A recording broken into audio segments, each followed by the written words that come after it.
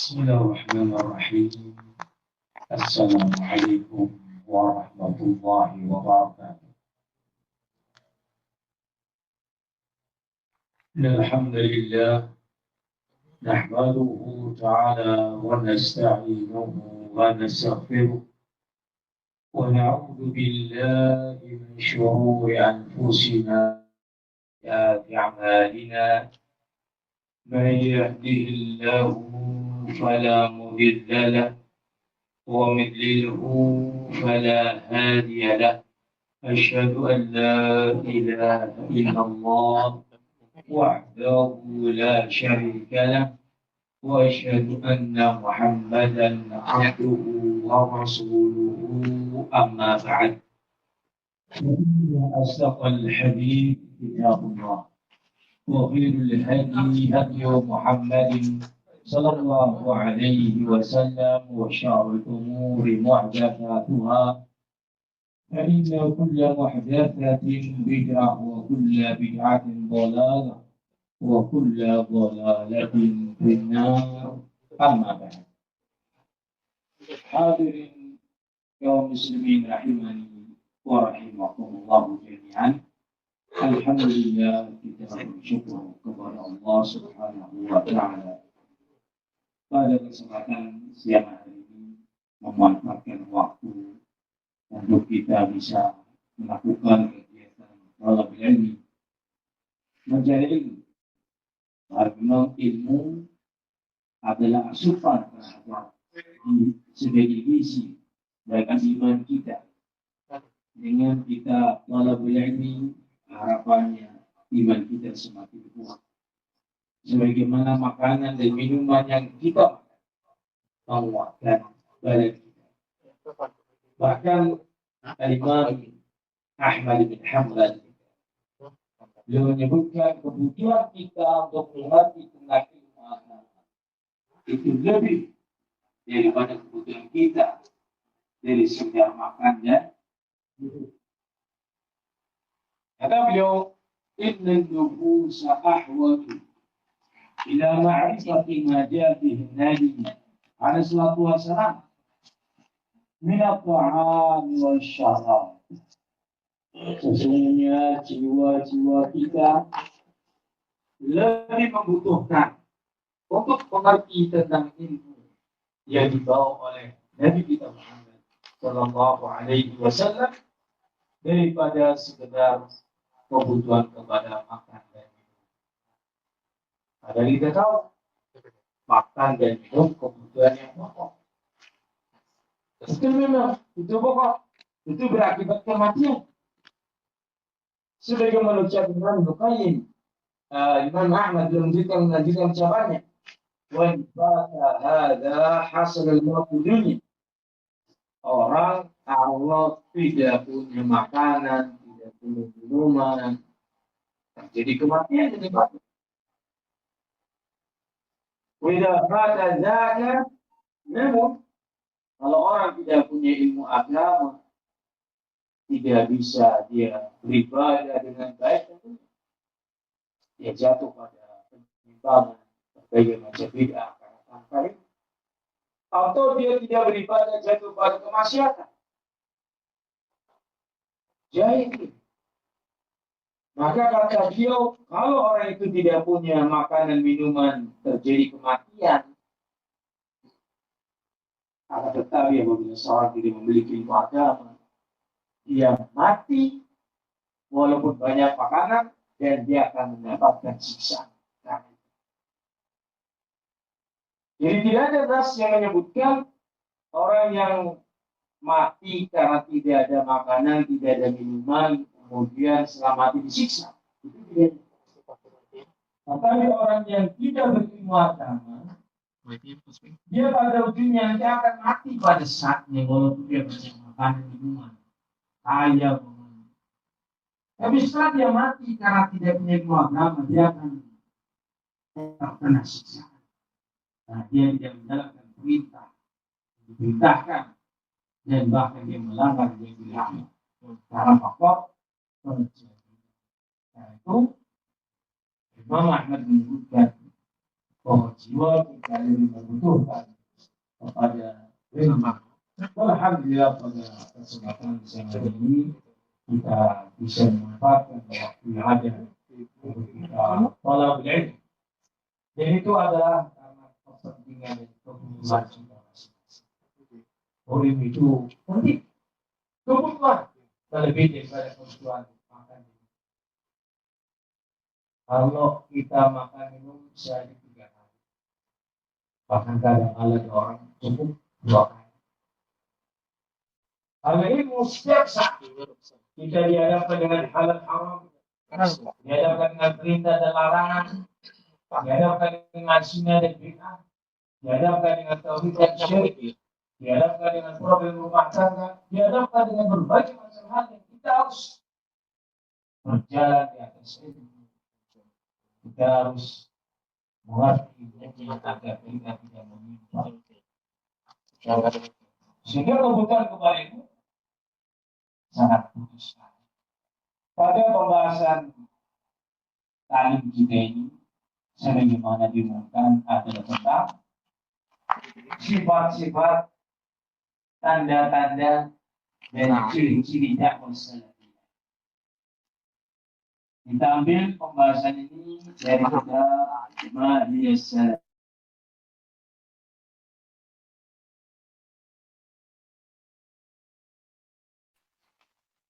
Penyebutan sebagian tanda-tanda dan ciri-ciri manhaj salafi atau dakwah salafi. Kita ayuh ikhwah rijalan wa nisa'an laki-laki. Alhamdulillah Allah berikan taufik kepada kita mengenal dakwah salafi. Dan kita meyakini bahwa dakwah yang hak adalah dakwah yang mengajak kepada Al-Quran dan Sunnah dengan pemahaman salaf. Dalil ini sangat banyak sekali tentang kewajiban mengikuti apa? Dakwah salaf. Di antaranya Allah Subhanahu wa taala menyebutkan adanya berita tetapi yang dimaukan dengannya adalah perintah.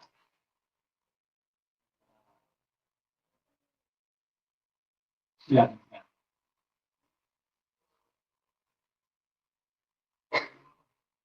Hadirin kaum muslimin rahimani wa rahimakumullah jami'an.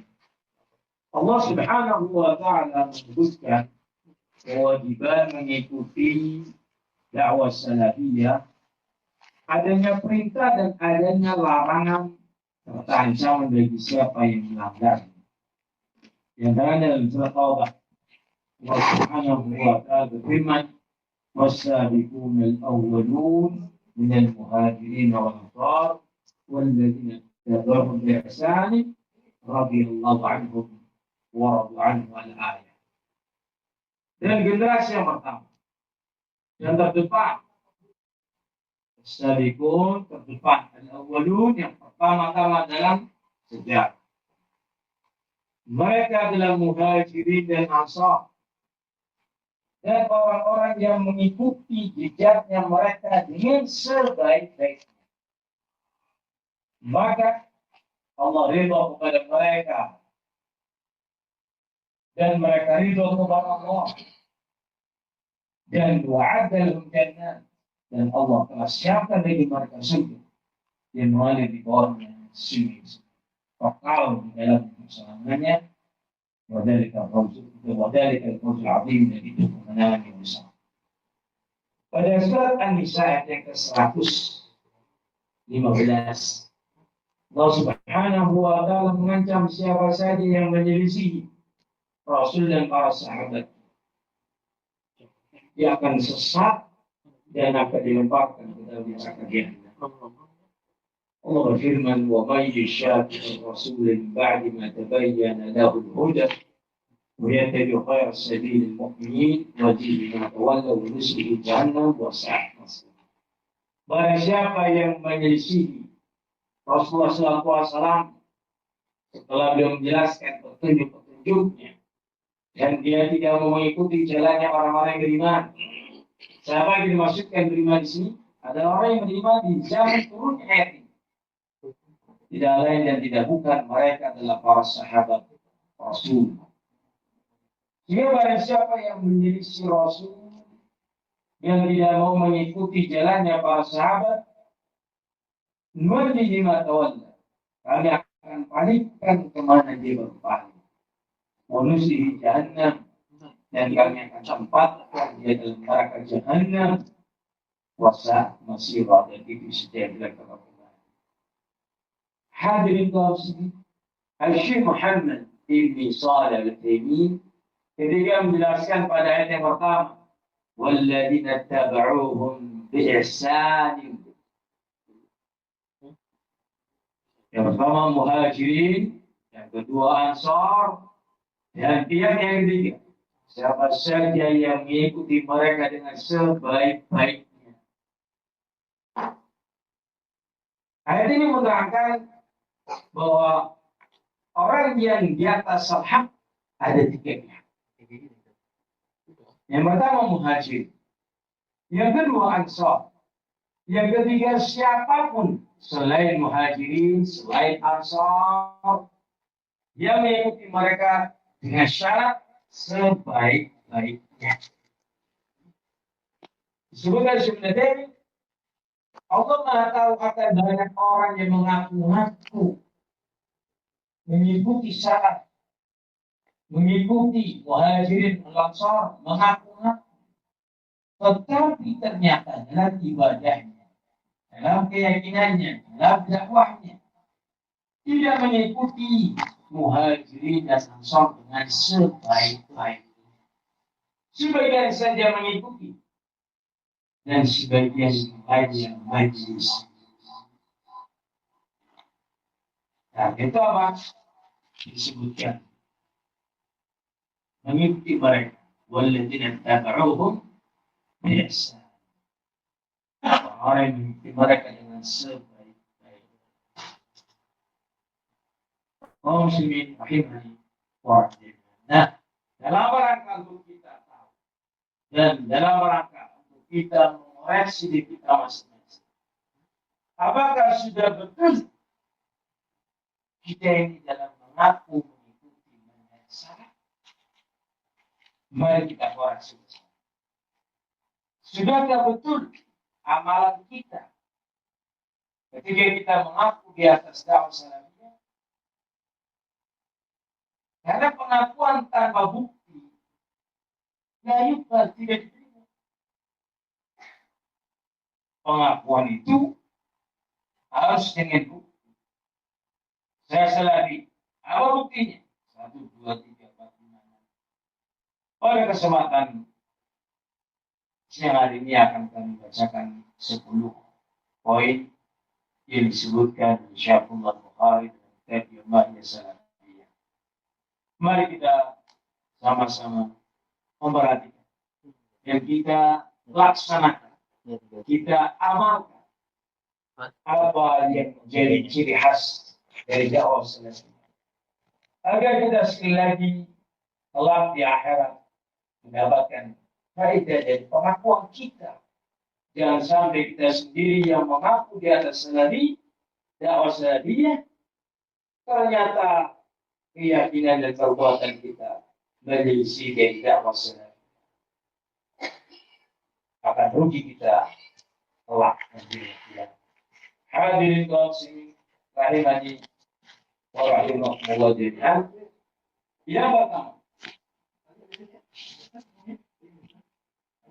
Yang pertama, beliau mengatakan awalan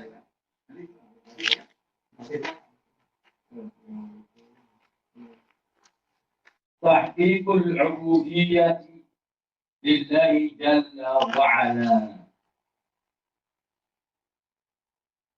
Mewujudkan secara hakiki sebenar-benarnya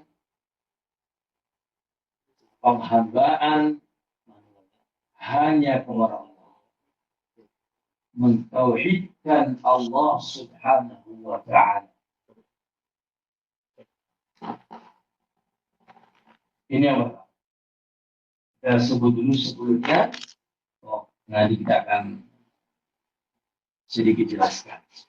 Yang kedua, ثانيا تحقيق تجريد الاتباع لرسول الله صلى الله عليه wasallam. Mewujudkan secara sebenar-benarnya pengikutan hanya kepada Rasul. Tajrid, bahasa kita ini adalah pemurnian. Bahwa ittiba, pengikutan hanya kepada Rasulullah alaihi salatu wassalam. Kalau tadi yang pertama berbicara tentang tauhid dan lawannya, jika apa? Syirik. Yang kedua berbicara tentang ittiba' sunnah dan memperingatkan bahaya bid'ah. Jangan mengikuti orang ketika dia tersesat. Yang ketiga, thalithan, luzumu fahmi salafi salihin lil adillati syar'iyyati wa adamil khuruj an dhalik. Berpegang teguh dengan pemahaman para salafus salih dengan memahami nas-nas syariah dari Al-Quran dan Hadis, wa adam khuruj an dhalik, dan tidak keluar dari pemahaman tersebut. Itu sudah menjadi komitmen kita tentang rukun iman, tentang rukun Islam, bagaimana cara menangnya. Itu dengan speaker maaf, tidak dengan akal kita, tidak pula dengan pemikiran dan bahasa. Yang ketiga, al-hadaru wal-tahdhiru minal bid'ati wal-mubtadi'ati. Yang keempat, berhati-hati. Setiap kita harus berhati-hati. Wat-tahdhiru, dan setiap kita harus memperingatkan kaum muslimin dari bahaya bid'ah dan ahlul bid'ah. Lihat, memperingatkan dari apa? Dari bid'ah dan dari ahlul bid'ah. Adapun kepada ahlu sunnah, maka mereka saling menyayangi. Sebagaimana sifat para sahabat. Asyidda wal kufar, al-kufar, ruhama'u bainahum. Mereka orang-orang yang keras kepada orang kafir, dan mereka saling kasih sayang antar mereka. Yang kelima, khamisan, al-wasatiyatu bainal ghuluwi wal jafa. Yang kelima, pertengahan antara ghulu, berlebihan, wal jafa, dan meninggalkan. Al-ghulu, berlebihan, melampaui dari disyariatkan, atau al-jafa, meninggalkan dari yang disyariatkan.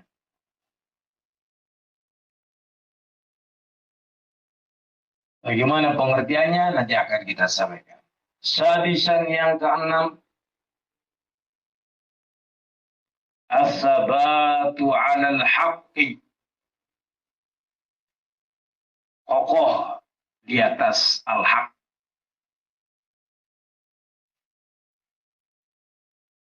Yang ketujuh,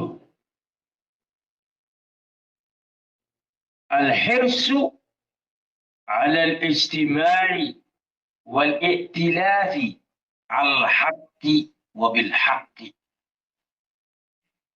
Semangat untuk bersatu,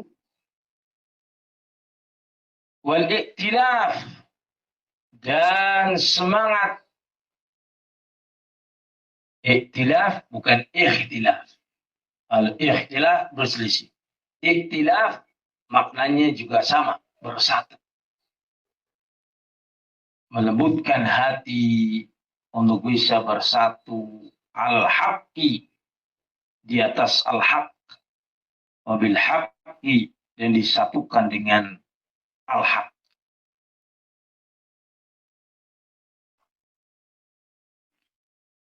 Yang kedelapan, thaminan, nabdzul furqati wal ikhtilafi. Nabdzul furqati, membuang jauh-jauh perpecahan dan perselisihan. Ini diantara prinsip dakwah salafiyah. Kita bersemangat untuk bersatu di atas al-haq dan membuang jauh-jauh segala sebab-sebab perpecahan yang memecahkan kita dari al-haq. Apa saja itu sebabnya? Kita akan sampaikan nanti secara global. Tasian yang ke-9. Al-hirsu ala tahsilil ilmi nafi'i wa nashrihi bainan nasi wa da'watihim ilaih ma sabri ala al-adha fi. Yang ke-9, semangat untuk mendapatkan ilmu yang bermanfaat, wa nashrihi, dan menyebarkannya di antara manusia, wa da'watihim, dan mengajak mereka, mendakwai mereka untuk mengikuti ilmu yang bermanfaat tersebut, serta sabar dalam menghadapi rintangan dan godaannya atau gangguannya. Dan yang ke-10, asyiran adalah al-amalu bil ilmi, beramal dengan ilmu yang telah kita ketahui.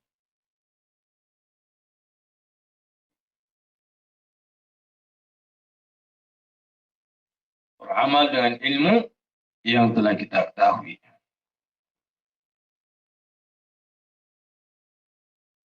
Hadirin kaum muslimin rahim jami'an, kita akan ulas sedikit satu persatu. Sampai jam berapa ini talimnya nanti? Saat 3. Ini sudah jam 2 lebih. Sampai jam 3.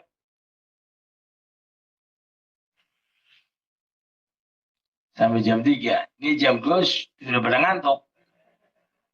Nah, nanti jam 3 tidur semua. Ya, karena jam-jam segini enaknya ya setelah makan tidur. Istirahat. Lebih memanfaatkan. Bisa sampai jam 3 karena materinya panjang. Bahkan jam 3 pun ini belum selesai. Ini. Tapi tidak mengapa. Kalau anak lihat antum nanti sudah terlalu capek, berhenti aja. Jadi 15 menit ke depan kalau antum sudah capek, berhenti. Semangat ya. Hadirin kaum muslimin rahimani wa rahimanian. Kita masuk yang pertama. Dakwah tauhid atau dakwah salafiyah. Ciri khas pertama adalah mengajarkan tauhidullah. Tauhid dalam rububiyah, tauhid dalam uluhiyah, dan tauhid dalam al-asma wa sifat. Itu dakwah salafiyah. Sebagaimana Nabi kita alaihissalam mendakwahkan tauhid sepanjang hidupnya sampai beliau mendekati wafat. Beliau mengatakan ketika dalam keadaan panas yang begitu tinggi, sampai beliau pingsan dan kemudian sadar, beliau mengucapkan kalimat, la'anallahu yahudu wa nasara, ittakhadhu qubur anbiya'ihim masajida. Semoga Allah Subhanahu wa taala melaknati kaum Yahudi dan Nasara karena mereka menjadikan kuburan di mereka sebagai tempat ibadah. Artinya di awal dakwah tauhid, dakwah Nabi ini, dakwah Nabi sallallahu alaihi wasallam para sahabatnya dengan tauhid, di awal dengan tauhid dan terus panjang hidupnya sampai akhir hayat. Tak mendakwahkan namanya tauhid, mengesahkan Allah Subhanahu wa taala. Karena itu mari kita yang sunnah, ahli sunnah, mari kita pelajari tentang tauhid sedalam-dalam. Tauhid rububiyah, tauhid uluhiyah, tauhid semua sifat, agar kita bisa mewujudkan yang pertama ini.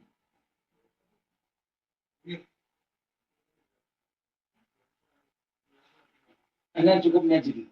Itu ini Mbak. Ya nanti. Malah nggak bisa. Serah nanti kalau ini. Hadirin yang makan, kita perhatikan. Tauhid ini sangat penting sebagai syarat masuk dalam al-jannah. Barang siapa yang dia bertauhid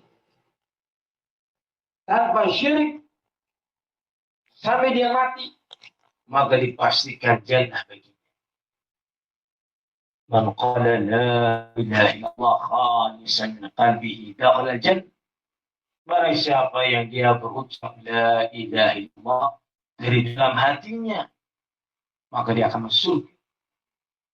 Man kana fi akhir kalamihi la ilaha jannah. Barang siapa yang akhir kalimatnya adalah ucapan la ilaha illallah, maka dia akan masuk. Sebutkan dalam hadis yang lainnya, man mata wa huwa ya'lamu annahu la ilaha illallah dakhala al-jannah. Barang siapa yang dia mati dalam keadaan mengetahui tentang la ilaha illallah, maka dia akan masuk dalam surga. Karena memang ilmu ini yang sangat penting sekali. Semua Nabi, semua Rasul mengajarkan ilmu tauhid. Wa ma arsalna min qablika min rasulin illa nuhi ilayhi annahu la ilaha illa ana fa'budu. Tidaklah kami mengutus seorang Rasul pun sebelummu kecuali kami wahyukan pada kalimat la ilaha illa ana. Tidak ada sesembahan yang benar kecuali aku. Fa'budun, maka beribadahlah kalian kepada aku saja. Ini seruan para nabi. Hadirin kaum muslimin jami'an. Sehingga mari kita mendalami ilmu yang satu ini. Mengajarkannya, mendakwahkannya. Dari sisi rukunnya, syaratnya, dan maknanya. Kita tahu, sekilas kami sampaikan, pada kalimat la ilaha illallah ada dua rukun. Apa saja? Nafi dan ikhlas. Nafi itu artinya apa? Meniadakan, menolak, dan mengingkari segala bentuk yang disembah oleh manusia. Illallah, kecuali Allah. Ditetapkan sesembahannya itu Allah. Sehingga pada kalimat la ilaha nafi illallah itu apa? Isbat. Harus dikuasai. Sehingga apa? Kita akan tampil secara muslim ahli sunnah, ahli tauhid. Salafi, betul-betul. Ini orang-orang yang di atas tauhid. Dan ini kemanfaatan kita mengenal dakwah ini. Hadirin yang muliakan para bapak dan ibu yang kami hormati, seorang di antara kita mungkin dulu terjerumus pada berbagai macam praktek kesyirikan. Melakukan animisme, dinamisme, ini roh-roh halus, benda-benda keramat, tempat-tempat yang keramat. Mungkin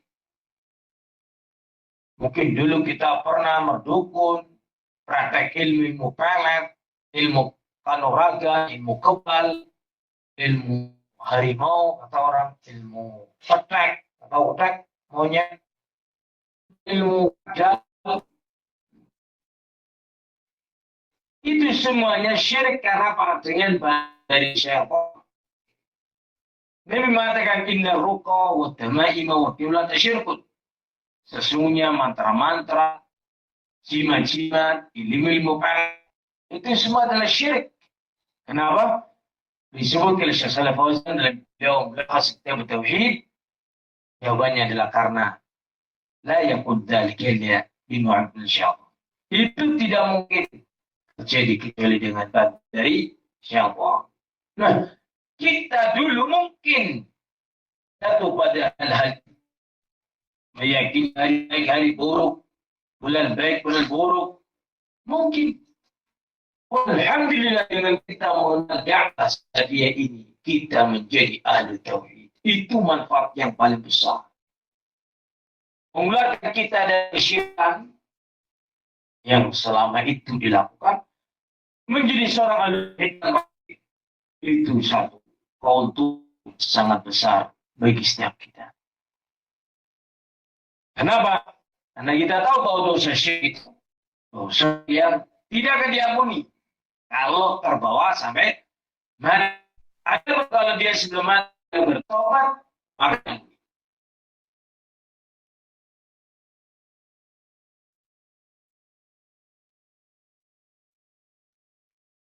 Di dalam Al-Quran Allah Subhanahu wa ta'ala berfirman, Allah yaghfiru bihi wa yaghfiru ma duna dzalika liman yasha.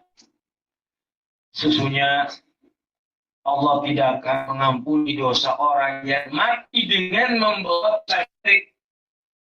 Wa yaghfiru, dan Allah berkenan memaafkan orang yang mati dan membuat dosa yang dibawa kesyirikan bagi siapa yang Allah kehendaki.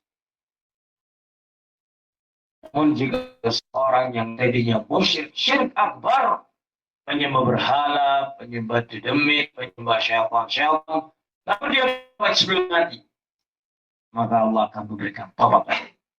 Contohnya siapa? Para sahabat. Dulu mereka adalah penyembah berhala. Mereka punya Tuhan yang bernama Lata, Uzza, Manat, Hubal, dan yang lainnya. 365 patung yang ada di Ka'bah dihancurkan oleh Nabi kita Rasulullah Muhammad SAW. Ya al-haqq wa zaqa al-batil, innal batila kana zahuqa. Datang kebenaran dan hancur kebatilan, dan sesuatu kebatilan itu akan hancur. Begitu mereka mengenal tauhid, mereka berislam, ya Allah ampun mereka. Dan bahkan Allah berikan hidayah yang sempurna bagi mereka. Bahkan menjadikan mereka sebagai orang yang terbaik di umat ini. Dan bahkan Allah pastikan mereka sebagai ahli jannah. Walaupun dulunya mereka bergelimang apa? Kesyirikan di zaman jahiliyah. Maka yang pertama, mari kita betul-betul mewujudkan ciri khas dakwah salafi yang pertama, tauhid apa? Dan ini menguntungkan setiap kita. Yang kedua adalah tahqiq tajrid al-ittiba', memurnik, mewujudkan sebenar-benar ittiba' hanya kepada Nabi kita SAW. Ini terdapat dalam kalimat asyhadu anna Muhammadar Rasulullah. Kalau yang tadi diambil dari syahada an la ilaha illallah. Apa maknanya la ilaha illallah atau asyhadu an la ilaha illallah? Apa maknanya?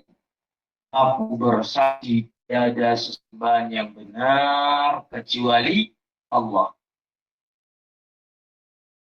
La ma'budu bihaqqin illallah.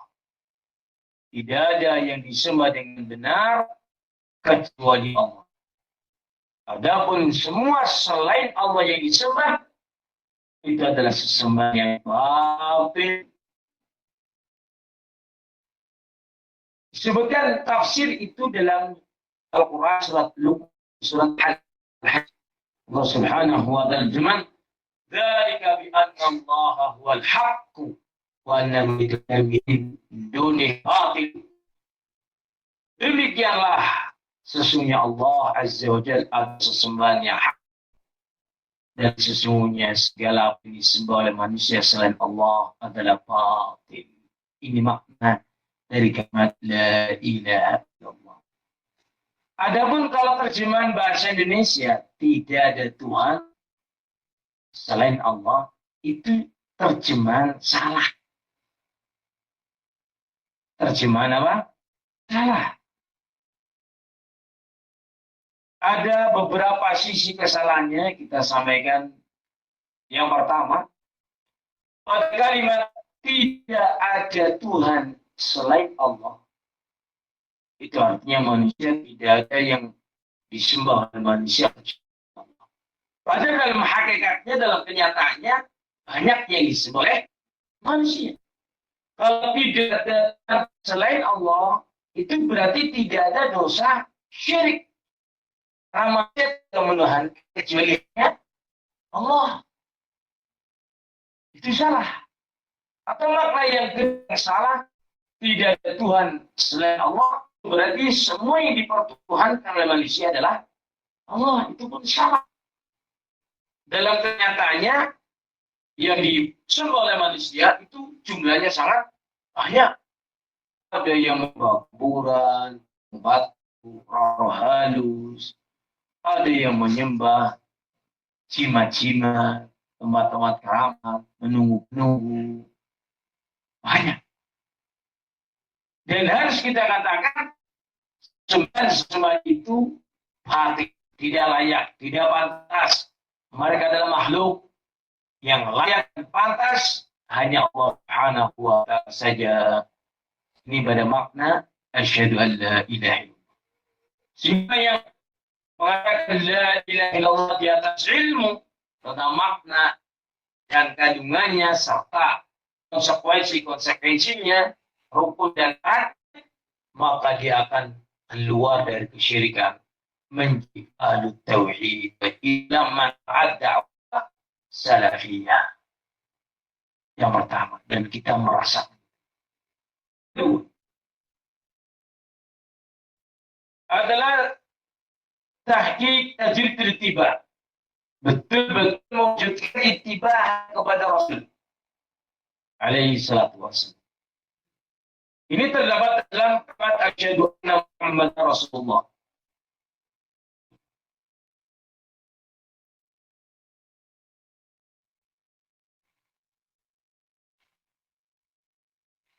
Terdapat makna asyhadu anna Muhammadar Rasulullah. Apa artinya, Pak?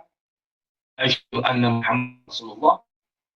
Seorang salafi harus tahu betul tentang hal ini, agar dia bisa mewujudkannya dengan sebenar-benarnya. Makna asyhadu anna Muhammadar Rasulullah adalah la tu'a bihaqqin illa Rasulullah wa ghairu Rasulillah ittubi'a fima la illa alaih faqad ittubi'a bi batil. Kita harus meyakini bahwa tidak ada yang diikuti dengan benar, tidak ada yang diikuti di atas kebenaran kecuali Rasulullah SAW.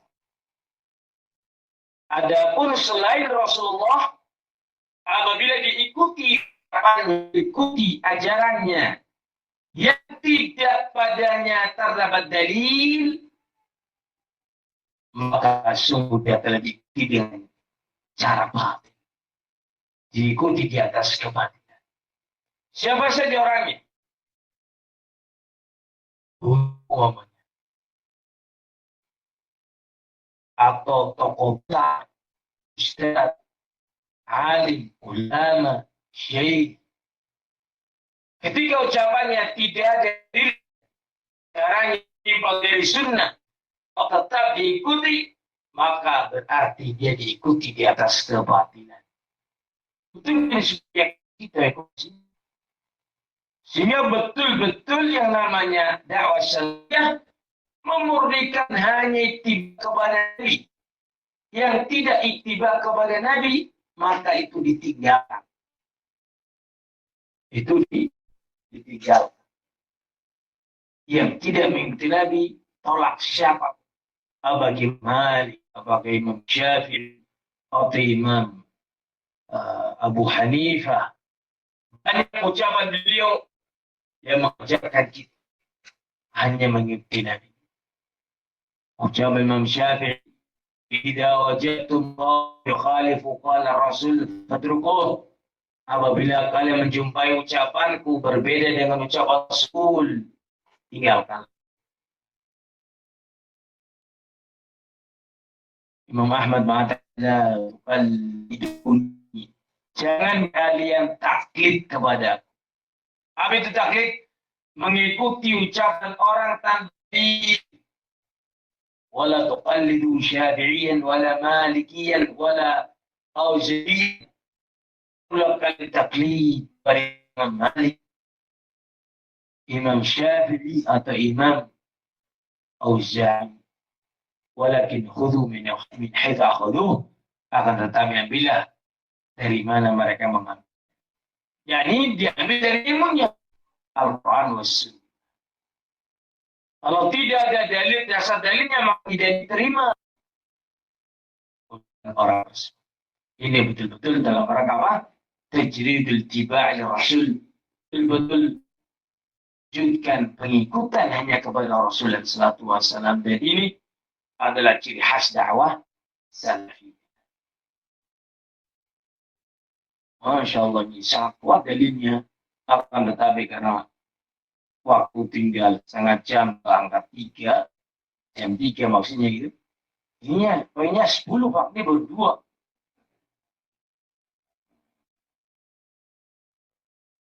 Hadirin kaum muslimin, yang ketiga sekarang. Dalil yang pertama dan kedua teramat banyak.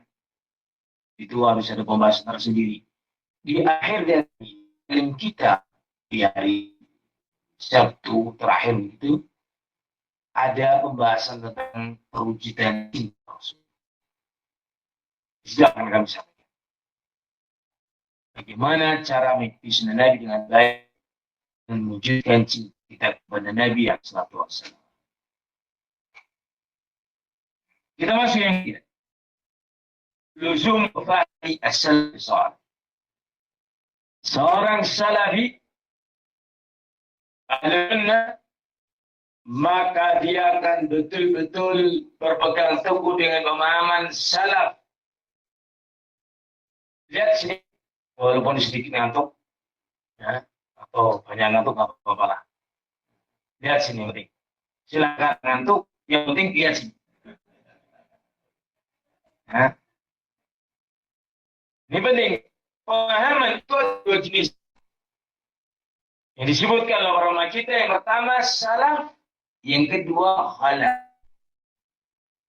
Salaf itu pemahamannya Nabi dan para sahabat. Apa yang mereka katakan dalam memahami nas-nas. Apa mereka yang mereka ambil dari Nabi dan dari para sahabat yang lain. Itu salaf. Selain mereka disebut khalaf. Kalau secara bahasa kita, salaf itu pemahaman orang zaman dulu. Ini Nabi dan para sahabat. Dan khalaf adalah pemahaman yang mengisi pemahaman salaf. Bahasa kitanya pemahaman belakangan. Orang-orang belakangan itu siapa? Masuk padanya Khawarij. Walaupun hidup di zaman sahabat. Nabi mengharuskan mentaati pemerintah dan melarang memberontak pemerintah. Apalagi sampai mengangkat senjata. Khawarij memiliki ajaran menyelisihan. Kalau ada pemerintah yang melakukan dosa besar, dihukum kafir. Kalau ada pemerintah yang tidak berhukum dengan hukum Allah, maka dihukumi kafir. Pada ayatnya di 3. Zalim, kafir, zalim, dan fasik. Mereka tidak memahami dengan pemahaman salaf. maka Khawarij disebut pemahaman apa? Khalaf. Orang belakangan, walaupun hidupnya di mana? Sahabat. Firqah Khawarij itu keluar di zamannya akhir Utsman bin Affan radhiyallahu anhu. Di waktu itu belum dikatakan Khawarij. Adanya segerombolan dari Mesir datang ke Madinah atas hasutan dari pensahabat Yahud yang tidak merasa puas dengan kepemimpinannya Utsman radhiyallahu anhu. Mereka datang, para pemuda ini dalam keadaan marah, jengkel, tidak puas dengan kepemimpinannya Utsman radhiyallahu anhu, mengkritik. Akhirnya pada malam mereka membunuh Utsman. Jadilah kekacauan di waktu itu. Inilah jikal bakal Khawarij. Khawarij itu muncul adalah ketika Ali bin Abi Thalib khutbah di Masjid Kufah.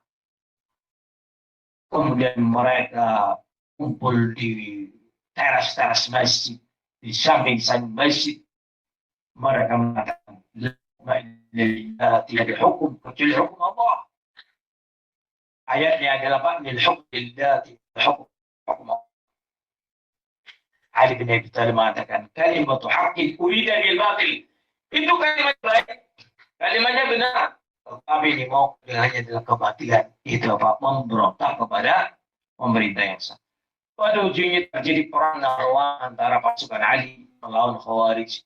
Di awal dulunya adalah 12.000 mereka. Kemudian ketika bin Abi Thalib menasihati mereka, 1.000 dari mereka bertobat. Kemudian sebelum perang, Abdullah bin Abbas datang kepada mereka menegakkan hujjah dari 6.000, 5.000 lebih bertobat. Adalah sebagian para demikian jumlah Khawarij itu kurang dari 1.000 yang melawan pasukan Ali bin Abi Thalib radhiyallahu anhu yang jumlahnya sekian ribu, sehingga Khawarij kalah total, bunuh mereka, kecuali hanya beberapa orang, tidak lebih dari sejumlah tangan, dan tidaklah terbunuh dari pasukannya Ali melebihi dari 10 orang, jadi kurang dari 10 orang. Dari situlah mereka disebut dengan firqatul Khawarij. Itu ada Syiah. Di akhir sahabat ada Qadariyah. Di zaman tabi'in muncul Mu'tazilah, Jahmiyah. So, pemahaman baru yang tidak mengikuti pemahaman para sahabat disebut pemahaman apa? Salaf.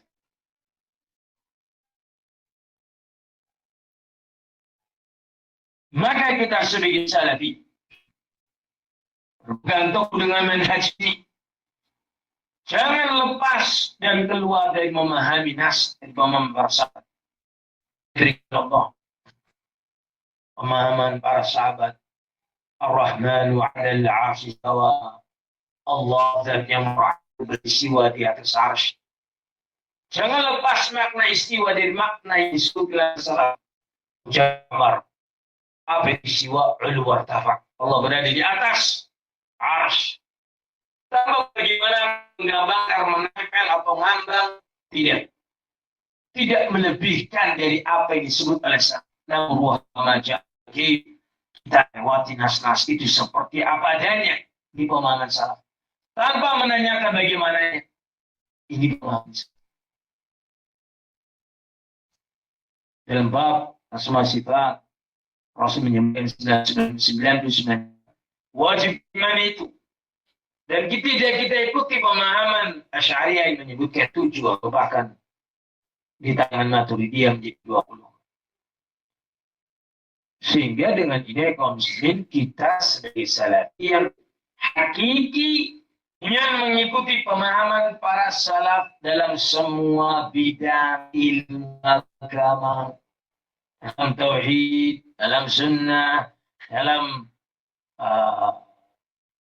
ibadah, dalam akhlak, dalam muamalah,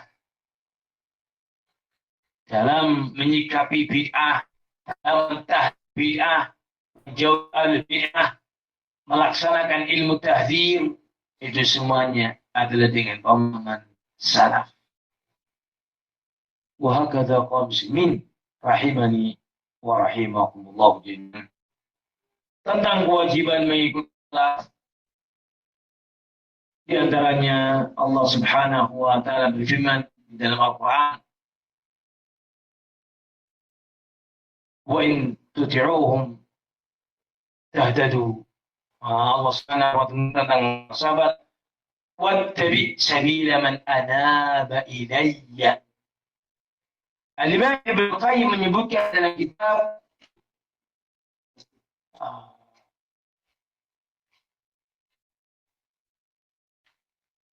dan ini disebutkan beliau, I'lamul Muwaqqi'in. Allah berfirman, "Wattabi", ikutilah jalannya orang-orang yang kembali kepada Allah Subhanahu wa taala. Tafsir tentang orang-orang yang telah kembali kepada Allah, mereka tak lain adalah para sahabat-sahabat Rasul. Ini menunjukkan perintah dari Allah Subhanahu wa taala untuk kita mengikuti para salaf dalam beragama. Hadirin kaum muslimin rahimani wa rahimakumullah jami'an. Di dalam kitab Manhaj Salafiyah ini disebutkan oleh beliau dalil-dalil yang begitu banyak yang mengharuskan kita untuk mengikuti pemahaman salaf. Sehingga barang siapa yang dia seorang salafi, maka dia akan betul-betul mengikuti pemahaman para sahabat dan menjauhi dari pemahamannya sendiri-sendiri. Hadirin kaum muslimin rahimani wa rahim jami'an, yang berikutnya, prinsip salafiyah yang berikutnya adalah al-hadaru wa tahdhiru. Setiap orang yang mengaku di atas dakwah salafiyah harus punya sikap hati-hati. Wa tahdhir, dan memperingatkan manusia untuk berhati-hati dari bid'ah dan ahli bid'ah. Ingat, tahdir itu pada bid'ah dan ahli bid'ah. Adapun kepada ahli sunnah, maka jika engkau mendapati adanya kesalahan, kau nasihati. Dan diwajibkan saling cinta mencintai di atas sunnah. Wa'tasimu bi'abdillahi jami'an wa la tafarraqu. Bersama di atas hablullah dan jangan kalian bercerai-berai. Tafarruq itu satu hal yang dilarangkan tradisi oleh beliau pembahasan. Mana dalilnya kita harus memiliki sifat yang bid'ah dan ahli bid'ah? Ini menjadi ciri khas dakwah kita. Nabi SAW, "Alaikum bisunnati wa sunnatil khulafa'ir rasyidin." Abdu Ali bin Wajid, "Iyyakum wa muhdatsatil umur." Al-hadis. Wajib bagi kalian mengikuti sunnahku dan para khulafa'ir rasyidin. Hadis ini menunjukkan prinsip yang kedua dan prinsip yang ketiga. Dan wa iyyakum muhdatsatil umur, dan berhati-hatilah kalian dari ajaran-ajaran baru. Agar kita selamat dari kebid'ahan-kebid'ahan itu.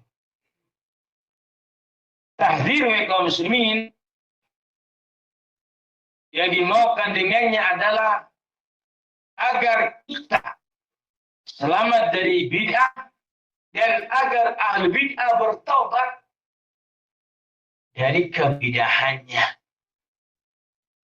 Itu tujuan dari tahdzir. Karena itu kaum muslimin, jangan sampai malah kebalik. mentahdir yang sunnah dan mengajarkan yang bid'ah. Itu kebalik. Menjauhkan orang dari sunnah dan membawa manusia kepada bid'ah. Semua orang pasti menggunakan tahdir. Kita aja orang tua sering mengatakan, nak jangan begitu. Itu untuk tahdir. Nak jauh ini, itu kemungkaran. Pemerintah kepada rakyatnya, ustaz kepada murid, tawasabil haq, tawasabil sabr. Itu adalah bentuk memberikan peringatan agar dia tersalah hak dan agar menjauhi al-batil. Tetapi itu semua dilakukan sesuai dengan syar'i. Ada qawaidnya, ada kaidah-kaidahnya. Tidak dilakukan dengan gegabah. Jangan sampai orang yang harusnya kita cintai, kita malah justru mentahdir. Orang yang harus kita tahdir, malah kita mencintai. Itu kebalikan. Itu ada bahasan sendiri. Ada di salah satu pembahasan kita. Wajib bersatu, saling sayang menyayangi karena Allah, dan haramnya berpecah. 3 sesi itu kalau masalahnya. Di mana itu di Sambasan. Dan kita sampaikan jadi wajib bersatu ya akhi. Bersatu itu wajib. Saling mencintai karena Allah itu wajib. Nanti akan ada penyebutan di situ. Itu dakwah salafiyah sangat memperhatikan bab itu. Bab yang keempat ini memperingatkan manusia dari bahaya bid'ah. Juga begitu banyak dalilnya. Allah jangan mengingatkan kita dari bahaya bid'ah dalam Al-Quran. Qul hal nabiyukum bil akhsarina amala alladhina dhalla sa'yuhum fil hayati dunya wa yahsabuna annahum yuhsinuna sun'a. Maukah kalian aku beritahukan kepada kalian orang yang paling rugi amal perbuatannya? Siapakah mereka? Itu orang-orang yang sesat perbuatannya namun mereka menyangka berbuat perbuatan yang baik. Siapakah mereka? Ahli bid'ah. Alhamdulillah berikan kepada kita taufik mengenal tentang bahaya bid'ah. Dan mudah-mudahan dengan kita mengajak salafiyah ini kita bersihkan dari segala bid'ah yang ada. Amin. Dan ini keistimewaan. Maziyah min mazaya da'wah salafiyah. Orang tidak akan bisa lepas dari bid'ah kalau tidak mengikuti dakwah salafiyah. Kenapa? Karena dakwah salafiyah ini mengharuskan mengikuti sunnah semata, mengikuti para salaf, dan juga dari pemahaman yang khalaf. Dengan demikian dia akan jauh dari bid'ah dan dia berkomitmen dengan sunnah. Masya Allah, itu sangat kita rasakan. Banyak orang yang punya apa bahasa sekarang religi, jiwa yang religi, semangat beragama. Tapi lihat, mereka semua beragama. Misal Jabri lakukan apa? Mereka menyembah kuburan. Mereka adalah guriyun. Mereka semangat beragama. Tapi lihat, pada bid'ah mereka begitu banyak. Mereka semua beragama. Tapi lihat, hadith-hadith yang dhaif bahkan palsu dalam kitab mereka. Fadilul amal. Dan yang mereka pegangi. Tabligh nisab. Karya guru-guru mereka Muhammad Ilyas Kandalawi. Mereka lebih mengutamakan Pakistan, Bangladesh, India daripada Makkah dan Madinah. Dan yang lainnya, padahal mereka semangat beragama. Tidak cukup semangat beragama. Harus dakwah salafiyah. Anda akan selamat dari semua bid'ah-bid'ah yang ada. Dan ini sangat kita rasakan. Yang berikut, Di sana sekali lagi terdapat sekian banyak namun karena keterbatasan waktu yang ada, tidak bisa kita sampaikan secara rinci. Mudah-mudahan bisa dirinci di pertemuan yang akan datang.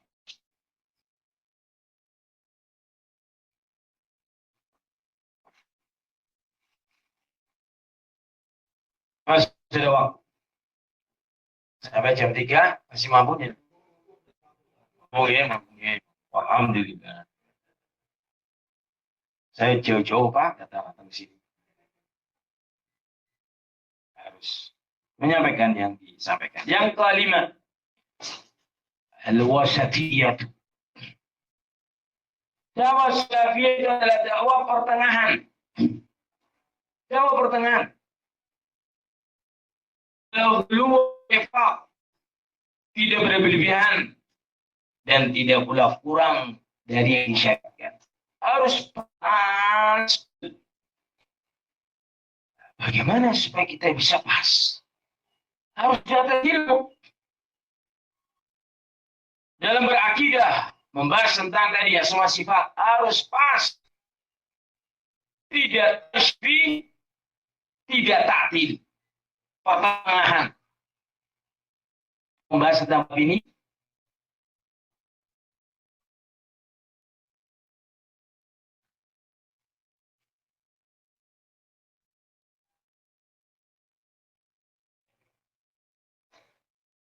Al-Sunnah pertengahan dalam bab takdir.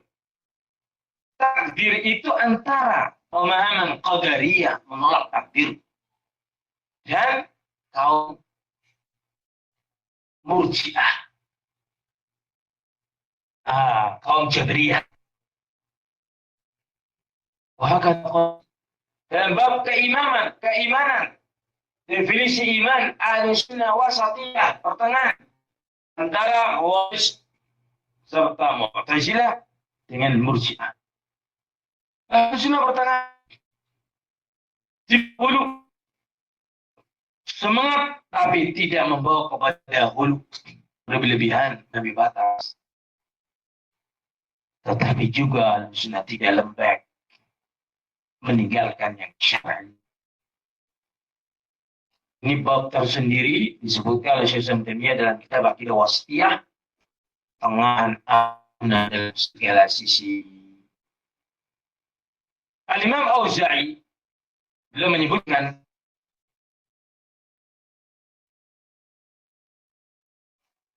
ma min amrin amara Allah bihi, tidak ada satupun perintah yang diperintahkan oleh Allah Subhanahu wa taala illa wa syaitan nafatan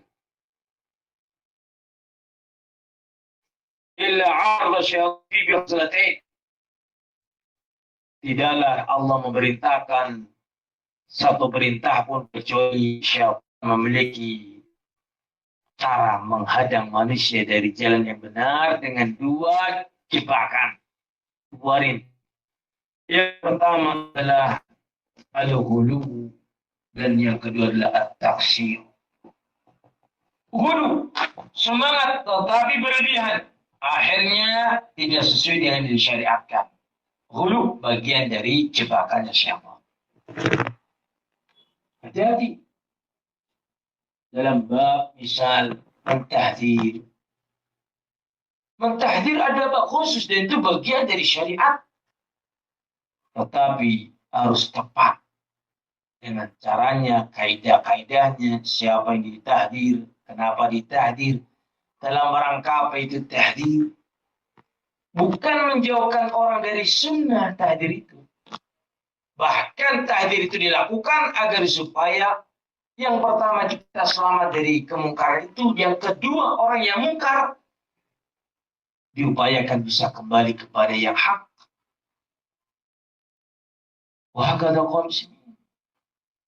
Kita tidak diajarkan untuk menjauhkan orang dari dakwah. Rasulullah marah ketika ada seorang imam dengan bacaan yang panjang sehingga beberapa sahabat mengeluhkan. Rasul mengatakan, inna minkum munafirin. Di antara kalian ada orang-orang yang melarikan manusia dari dakwah. Ini semuanya harus tepat. Jangan berlebih, jangan kurang. Sesuai dengan pembahasannya masing-masing. Kalau berlebih, akhirnya melanggar nasihat Nabi kepada Mu'adz bin Jabal dan Abu Musa al-Asy'ari, di mana Nabi memerintahkan dua sahabat ini untuk berdakwah ke negeri Yaman. Negeri Yaman, negeri yang penuh dengan orang-orang Yahudi. Tapi lihat tata cara dakwah beliau. Beliau mengatakan, yassira wa la tu'assira. Hendaknya kalian berdua memberikan kemudahan dan jangan mempersulit masalah. Padahal orang Yahudi. Bagaimana dengan kita mendakwai kaum muslimin? Tentunya lebih rahmat daripada kepada orang Yahudi. Basyira wa la tunafira. Berikan kabar mereka gembira dengan sunnah. Bikin mereka simpatik dengan Islam. Wa la tunafira.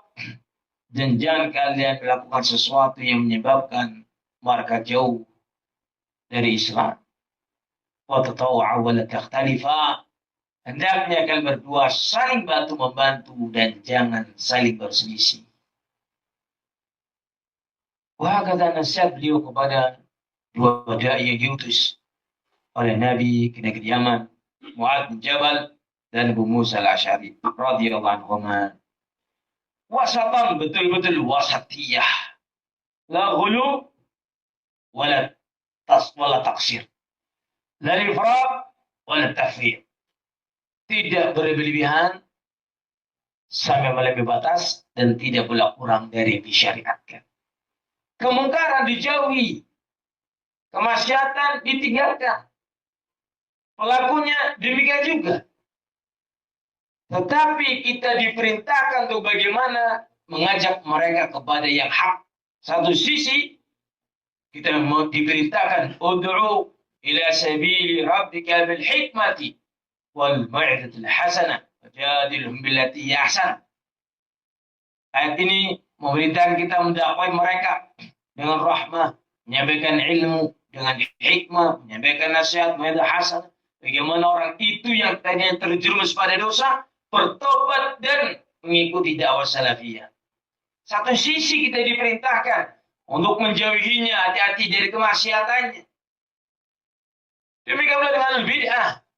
Kita diperintahkan agar supaya membenci bid'ah, menjauhi bid'ah, mengingkari bid'ah. Tapi satu sisi kita diperintahkan mendakwai mereka untuk bertobat dari bid'ah, diajak kepada yang sunnah. Wasatiyah harus difahami betul. La ifrat wala tafrit. Kalau hulu dalam hal ini berbahaya. Orang akan lari dari dakwah kita. Karena kita berlebihan. Kalau kita kurang dari bab ini, kita justru yang akan jatuh pada mereka seperti mereka-mereka orang sebelah. Rojaiyun yang lembek dalam manhajnya. Mereka bisa berkolaborasi dan bertemu dan bisa bergabung dengan semua sekte dan aliran. Mereka ingin melebur, ingin diterima oleh semua pihak dengan lembek dari sikap tahdir. Tetapi ketika kita berlebihan dalam sikap tahdir, kita akan menjauhkan orang dari sunnah. Maka dua-duanya harus dipahami betul fiqh dakwah. La ifrat wala tafrid. Apa landasannya kita mentahdir? Apa landasannya kita meninggalkan? Apa landasannya? Kalau salah, kita akan salah membenci orang yang harusnya kita cintai. Dan itu pun resikonya besar. Ini dia. Demikian pula kalau kita tafsir dalam hal ini, dalam ini kita akan mencintai orang yang seharusnya kita benci. Bahaya juga. Maka kaum muslimin sehingga Syekh menempatkan wasatiyah. Apa itu wasatiyah? Luas sekali dibacakan, dibawakan dalam banyak kitab. La ifrat wala tafrid. Yang berikutnya sahabat al-haq. Di antara ciri dan tanda dakwah salafiyah adalah kokoh di atas al-haq.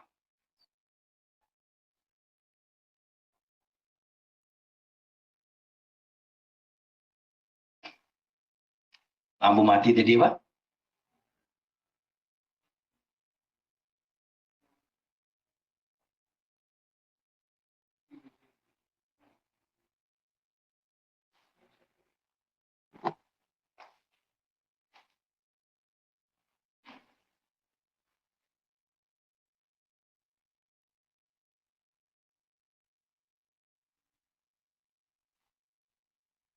Kita masuk yang ke 6. Azan jam berapa Pak? 3:05. Ya. Berarti memang kita cuma sampai yang ke-6 saja. Nah, memang 7-8 akan disampaikan di Sabah. Dalam? Dari sini, yo, sojo. Iya.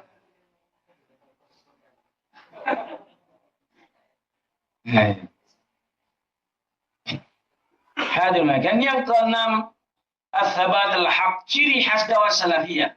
Perhatikan ini, sangat bermanfaat. Fahami betul.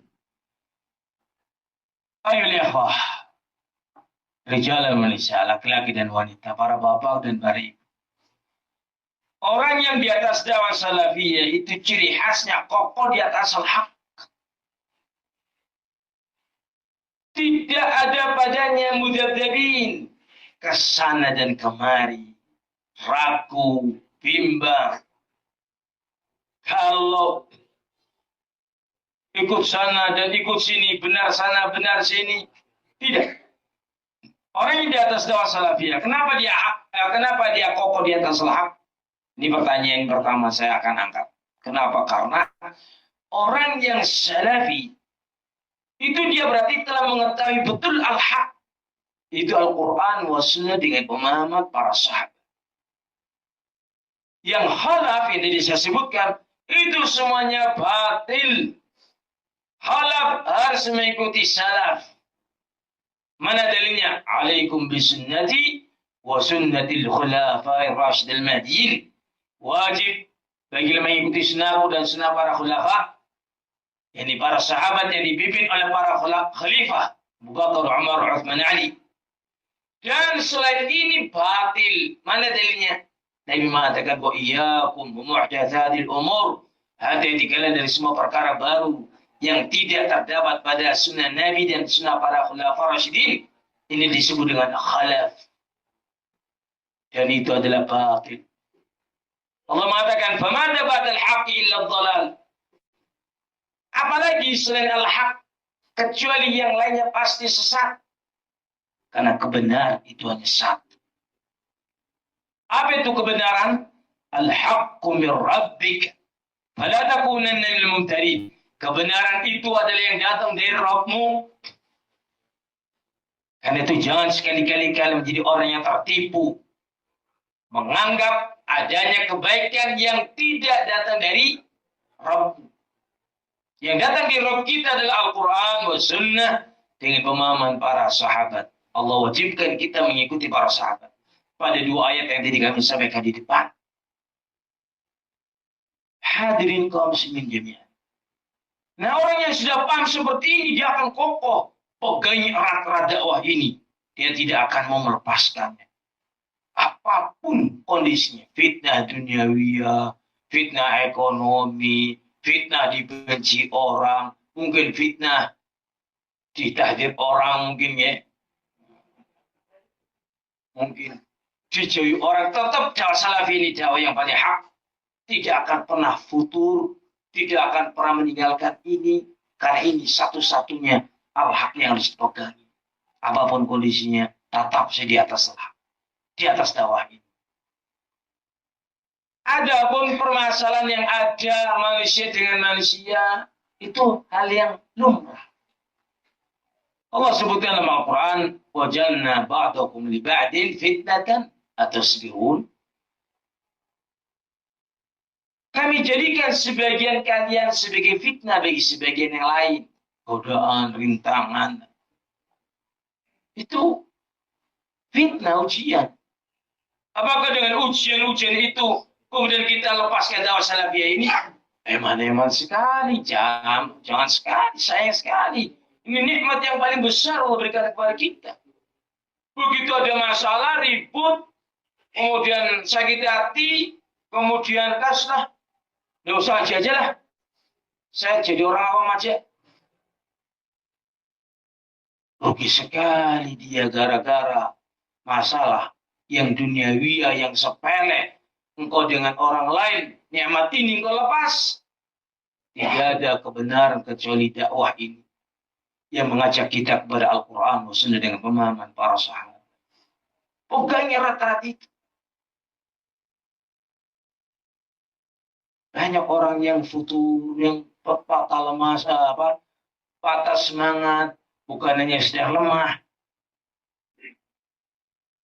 gak mau taklim lagi, berubah, sunnah sudah mulai tidak nampak di tubuhnya, bahkan istrinya pun diperintahkan supaya jangan pakai cadar lagi. Sudah lami, kita mau usah ngaji lagi lah, semua masalah toh adanya. Terus ngapa? Ya kita ngawam, tahu ngawam Pak? Awam dikasih sibah, ngawam. Ngawam maning baik kalau bahasa kami ya. Nah, bahasa apa? Ya. Nah, nanti apa bahasa apa? Apa paham? Nah, ya. Banyak terjadi itu loh. Karena apa? Melihat ada yang gak kesana gak kemari, bingung di tengah-tengah. Akhirnya jadi butuh. Kenapa gak talim? Anak gak talim kemana-mana. Ke sunnah enggak, ke bid'ah enggak. Larinya kemana? Ke maksiat. Allah musta'an.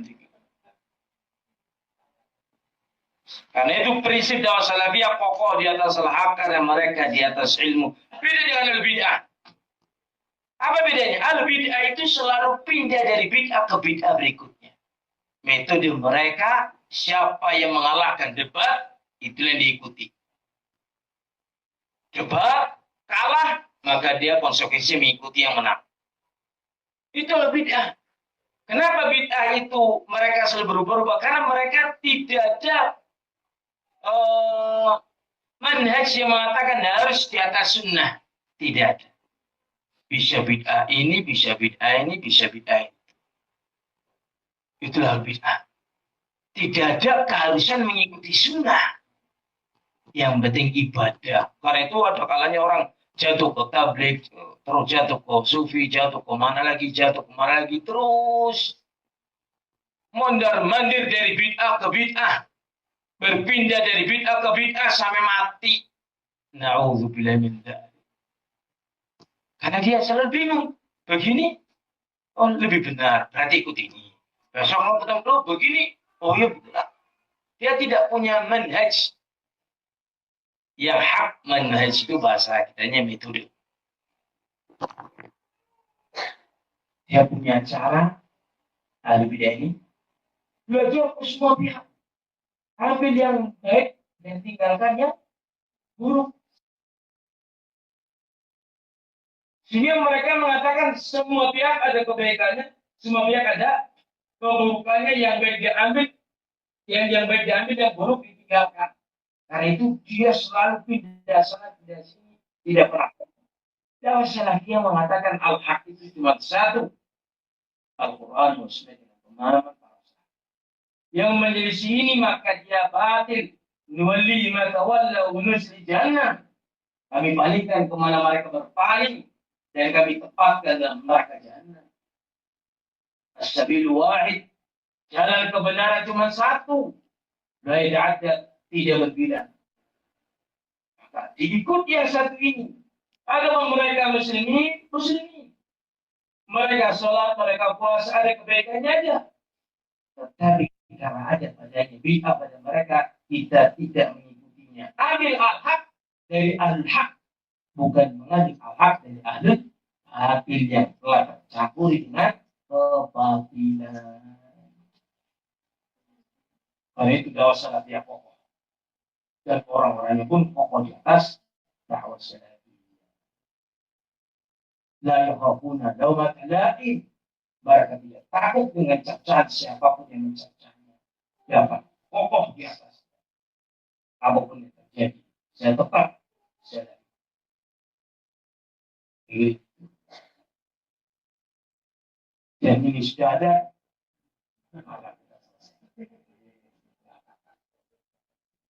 Alhamdulillah. Pembahasan berikutnya adalah semangat dalam bersatu, semangat dalam memupuk persaudaraan, ukhuwah imaniyah, ukhuwah islamiyah. Kita mencintai, saya menyayangi karena Allah Azza wa Jalla. Ada pun namanya manusia ada kesalahannya, sahih, kesalahan itu yunsah, dinasihati, diingatkan, karena dia adalah seorang yang di atas hak. Maka kita mencintainya. Tidaklah kita mencintai, tidaklah kita menyikapi saudara kita sebagaimana kita menyikapi ahli kita. Semuanya akan kita sampaikan insyaallah pada pertemuan yang akan datang. Lebih dan kurangnya kami mohon maaf. Berarti masih ada berapa poin? 4 poin. Ya, nanti belajar Ustaz yang lain terus kita.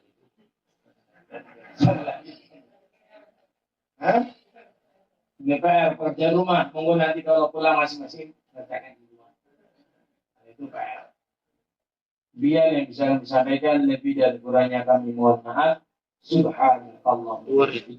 Asyhadu an la ilaha illallah. Assalamualaikum warahmatullahi wabarakatuh.